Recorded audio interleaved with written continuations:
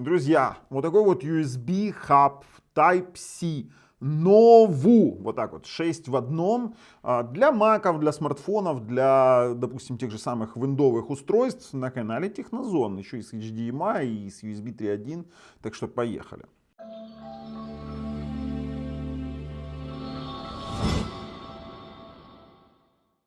Вообще достаточно противоречивый для меня девайс, потому что мне, откровенно говоря, не нравится сам по себе кабель, коннектор. Увидите именно как он крепится к самому нову, к этому девайсу. Вы увидите это все на распаковке. И плюс мне не нравится то, как здесь работают вот эти вот хабы TF и microSD карты, вернее не microSD карты.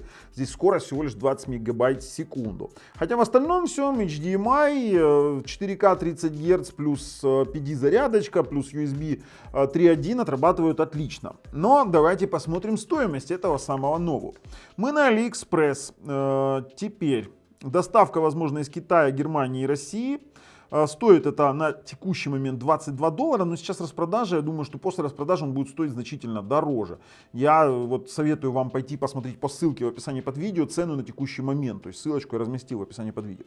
И что они нам обещают? 4К 30 Гц, PD 100 Вт, 20 вольт 5 ампер. Видите, они пишут SDTF 104 мегабайта в секунду. Я не верю в этом, потому что я использовал Samsung Evo и у меня не заработало. Вот серьезно вам говорю. Они пишут, скорее всего, максимальную теоретическую пропускную способность, так же, как и пишут зарядка от USB. Что значит зарядка от USB? 3-5 гигабит в секунду. Но это не пишут максимально теоретические скорости, которые может поддерживать данный интерфейс. Поддерживает проброс HDR. Вот видите, как есть поддержка MacBook, Huawei, Lenovo, Xiaomi и мобильных телефонов Huawei P30, Huawei Mate Pro 20 и Samsung Note 9. Не совсем так. На Samsung, на которых есть DeX, он работает на всех. То есть вы можете подключить DeX, и мы тоже это в обзоре покажем. У вас появится DeX рабочий стол. Также его подключал к моему OnePlus 9, он тоже транслирует изображение. И в принципе что? Мы сейчас его подключим и проверим все возможности. Но я советую обратить внимание на хаб от Minix, который мы тестировали ранее, потому что у него действительно скорость чтения TF-карт намного выше. Монтаж этого все дела, подключение намного интереснее, хотя и дизайн, и форм-фактор у него тоже поинтереснее. И плюс там LAN есть на 1000 мегабит. Слушайте, ну подписывайтесь, нажимайте колокольчик, чтобы не пропустить дальнейшие наши самые интересные видосы и обзоры, а также, ну, поучаствуйте в акции. Ссылка на условия текущей акции лежит в описании под видео. Ребят, переходим, распаковываем и тестируем, ждем, конечно же, выводы. Поехали. Вот такой вот нову 6-портовый хаб USB-C. 4К видеотрансфер via HDMI. Ух ты, елки-палки. Ну, сейчас посмотрим, что он там нам предлагает. Ну, давайте сразу вскрывать. Нечего нам здесь вычитывать с вами. А выглядит прикольно, даже в плане того, что это, видите, как под цвет полностью совпадает с маком. Полностью совпадает, вот полностью. Вообще отлично. Но черный кабель смущает. И знаете, что смущает? Вот этот вот неправильный изгиб. Ну ладно, цена-то у него, в принципе, сладкая. Что у нас на боках? У нас есть разъем для TF-карт, разъем для SD-карт, 2 USB 3, есть Type-C, это зарядка PD, для того, чтобы сюда подавать дополнительное питание, либо заряжать сам по себе лэптоп. И есть HDMI. Давайте у нас посмотрим, что они пишут, какие спецификации для HDMI. Есть ли у нас здесь? Да, здесь даже USB 3.1. Это хорошо, это хорошо. Ну такое, ладно. Ничего здесь больше для нас другого нет. Все остальное будем тестировать, уже подключив к нашему MacBook. Подключается это вот таким вот образом. То есть мы включили. И вот так вот оно работает. Ну, блин, неудобно. Неудобно. Как он должен быть? Давайте его перевернем. Вот таким вот образом. Кабель жутко неудобный. Вот так вот это примерно будет. Для меня, вот, я думаю, что другие девайсы намного интереснее. Да, но я бы, конечно, смотрел на Minix все-таки. Ссылочка на обзор Minix и на сам Minix в описании. Давайте этот уже переходить и тестировать на сам MacBook Air. Так, друзья, начинаем с виндовой платформы. Почему? Потому что скорость будет проще проверить здесь. Работа USB-портов и, конечно же, SD разъемов. Но начнем мы далеко не с этого. Мы начнем с вами с проверочки одного действия. Мы сейчас должны проверить. А ну-ка, дайте мне Samsung смартфончик. Есть у нас такой в наличии. Это у нас захватывает дело. Мы подключаем Samsung. Samsung DeX у нас поднимается. Это Алеша. Ну вот Samsung работает, да? Вот даже разблокировать не могут пальцем. Леха, это чтобы увидела вся страна, да? Да. А что, видно там было? Конечно, видно. Все видно. Слушайте, ну смотрите, включился он в DeX сразу. Это значит, что эта штука совместима с Samsung DeX и не только. И не только. То есть мы можем сейчас его выткнуть и воткнуть, например, в мой OnePlus. Вот мы сейчас включили OnePlus. Это частые вопросы. Поддерживает ли какая-то приблуда, там, подключение через HDMI? То есть я могу транслировать экран через HDMI своего устройства. Ну давайте в YouTube что-нибудь включим. Вот наш второй канал Мамкин Эксперт. Перевернем, конечно же. Сделаем на полный экран. Он должен вот так вот сделаться. Да, норм, транслирует, все. Поэтому с вот этим вот моментом все просто. HDMI на смартфоне работает. На виндовой платформе это должен быть Thunderbolt с поддержкой HDMI, для того, чтобы он заработал. На винде он у нас так просто-напросто не поднимается.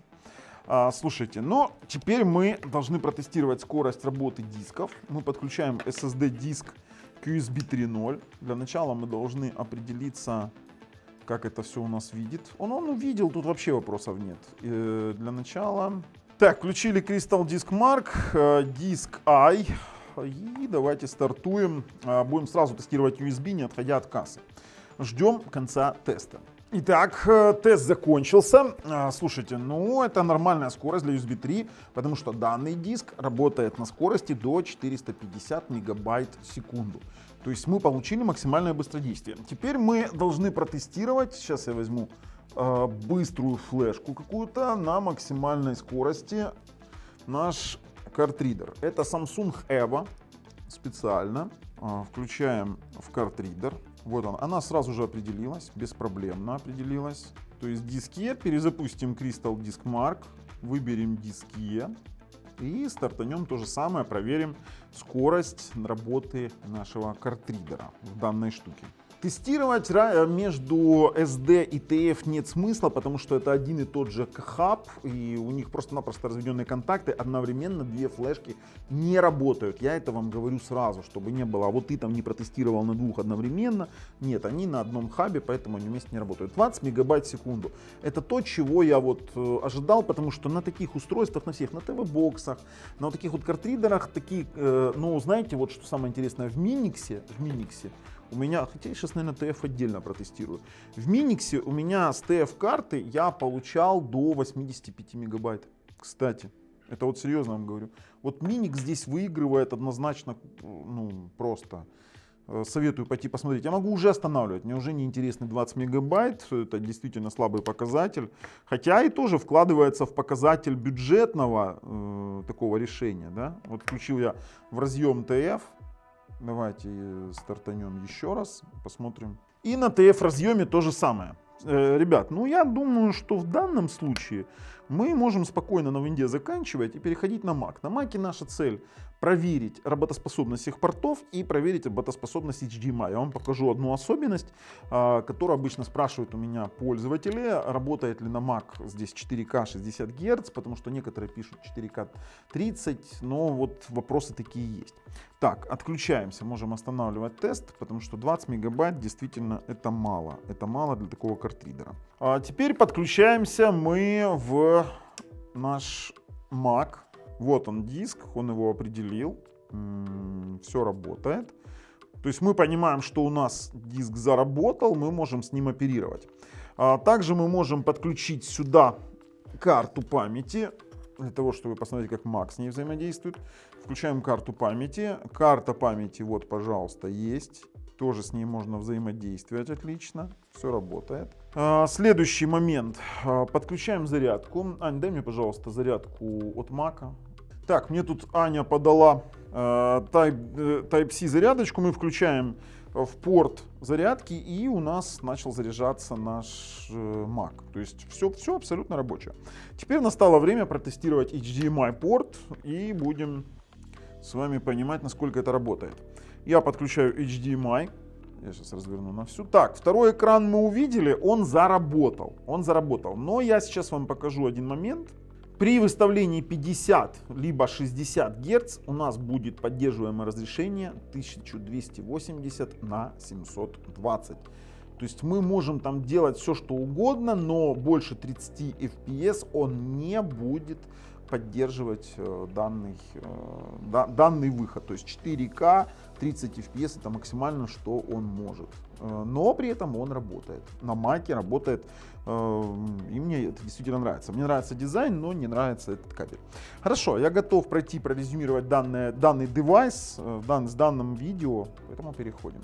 А вывод такой. Девайс работает. За свою цену вроде бы неплохой вариант, но я бы советовал обратить внимание на варианты немножечко поинтереснее. Например, с наличием LAN-порта на 1000 мегабит, либо с наличием более скоростного хаба для TF-карт, если вам таковой нужен. Да и кабель здесь не внушает доверия, потому что он уже на текущий момент начал гнуться, он новый из коробки. То есть удлинить вот этот вот коннектор немножечко не составит труда, но делают же гады специально для того, чтобы вы покупали это дело чаще. В общем-то, есть как есть. Ребят, если вам нравится то, что мы делаем, ставим пальцы вверх, если нет, пальцы вниз. Ссылки на аналоги более лучше в описании под видео. Ну а с вами был Бабл и вот такой вот новый на канале Технозон. Пока.